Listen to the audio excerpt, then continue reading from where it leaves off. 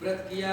उस व्रत के प्रभाव से वह लकड़हारा धन पुत्रा से हुआ और संसार के समस्त भोग बैकुंठ को चला गया। वो श्री सतनाम भगवान की जय। श्री कृष्ण गोविंद हरे नाते नारायणे वासुदेवा।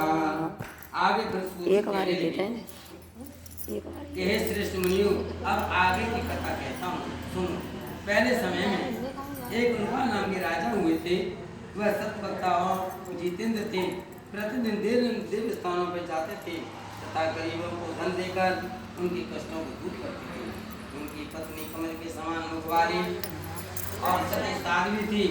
एक दिन भक्त नदी के तट पर उन दोनों ने श्री सत्यनारायण भगवान का व्रत किया। उस समय एक साधु वैश्य आया। उसके पास व्यापार राजा के पास गया और राजा को व्रत करते देखकर विनय के साथ पूछने लगा, हे राजन, भक्त इच्छा से आप ये क्या कर रहे हैं? मेरी सुनने की इच्छा है। तो आप यह मुझसे बताइए। राजा कहने लगा, हे साधु, अपने बंधु बंधुओं के साथ पुत्र आदि की प्राप्ति के लिए यह मां शक्तिमान श्री सत्यनारायण भगवान का व्रत का पूजन किया जा रहा है। राजा के वचन सुनकर साधु आगे से कहने लगा, हे राजन, मुझसे इसका सब विधान कहो। मैं भी आपके कथानुसार इस व्रत को अवश्य करूंगा। मेरे भी कोई संतान और इससे निश्चय ही होगी, ऐसा विश्वास किया।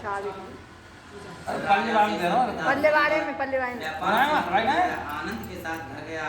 साधु ने अपनी स्त्री से संतान देने वाले इस व्रत का समाचार सुनाया और कहा कि जब हमारे कोई संतान होगी तब मैं इस व्रत को अवश्य करूंगा। साधु ने ऐसे वचन अपनी स्त्री लीलावती से कहे।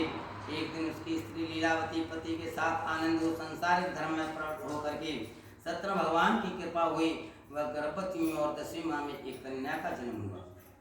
दिनों दिन वह इस तरह बढ़ने लगी जैसे शुक्ल पक्ष का चंद्रमा कला करता हुआ बढ़ता है। इसी प्रकार उस कन्या का नाम कलावती रखा गया। तब लीलावती ने मीठे शब्दों में अपने पति से कहा कि जो आपने संकल्प किया था कि भगवान का व्रत करूंगा, अब आप उसे करिए। साधु बोला, हे प्रिय, इसकी विवाह पर अवश्य करूंगा।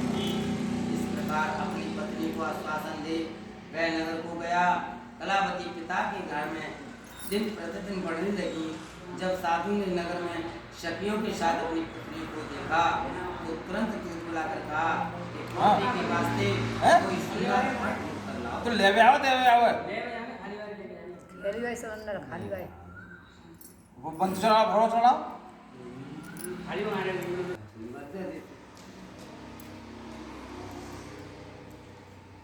ढूंढ कर लाओ। साधु की आज्ञा पाकर दूत कंचन नगर पहुंचा और वहां पर बड़ी खोज देखभाल करके लड़की के लिए एक सुंदर बड़े पुत्र ले आया। लड़के को देख करके साधु ने अपने बंधुओं सहित प्रसन्नचित अपनी पुत्री का विवाह करके उसके साथ कर दिया। किंतु दुर्भाग्य से होने के कारण समय भी उस व्रत को भूल गया। तब श्री कृष्ण भगवान को जाते हैं और श्राप दे देते हैं कि जा, तुझे दृढ़ दुख प्राप्त होगा। अपने काल में पुत्र साधक बनिए जमाता सहित समुद्र के समीप रतन नगर में गया और वहाँ दोनों ससुर जमाई राजा चंद्रकेत के नगर में व्यापार करने लगे। एक रोज भगवान सत्यनारायण की कृपा से माया से प्रेरित होकर चोर राजा का धन चुरा कर भागा जा रहा था। किंतु राजा के दूतों को आकर देख करके चोर ने घबरा कर भागते राजा के धन को वहीं छिपा कर दिया जहाँ दोनों ससुर जमाई ठहरे हुए। जब दूतों ने उसने साधु वैश्य के पास राजा के धन को रखा देखा तो उन दोनों को ही चोर समझकर बांध कर ले गए और कहने लगे राजा से कहते हुए कि हम तो चोर पकड़ कर लाए हैं, कृपा करके आज्ञा दीजिए। तो राजा की आज्ञा से उनको कठोर कारावास में डाल दिया गया और उनका सब धन छीन लिया और घर पर जो धन रखा था चोर उसे चुरा कर ले गए। शारीरिक व मानसिक पीड़ा तथा भूख प्यास से अति दुखी हो अन्य की चिंता में कलावती इधर दोनों को एक ब्राह्मण के घर गई। वहाँ क्या देखा, इसी प्रकार से सत्यनारायण भगवान का कथा सुनी तथा प्रसाद ग्रहण कर रात को घर आई तो माता ने कलावती से कहा, अरे पुत्री, अब तक तो कहाँ रही और तुम्हारे मन में क्या विचार है? कलावती माता अपनी माता से कहने लगी, अरे माता, मैं एक ब्राह्मण के घर में श्री सत्यनारायण भगवान का व्रत हो रहा था, अब तक मैं वहाँ रही। इस प्रकार कन्या की वचन सुनकर के वह अति प्रसन्न हुई और लीलावती भगवान के पूजन की तैयारी करने लगी। लीलावती ने परिवार और बंधुओं से श्री सत्यनारायण भगवान का पूजन किया और ये वर मांगा कि मेरे पति और दामाद शीघ्र आ जाएं।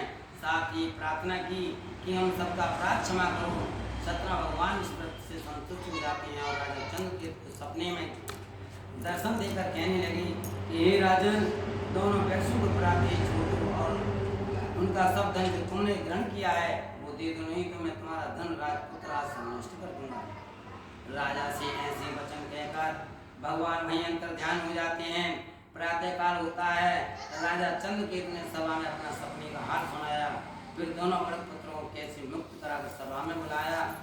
दोनों ने आते ही राजा को नमस्कार किया। राजा ने बड़े मीठे शब्दों से वो कहने लगे, हे महान भागो भाई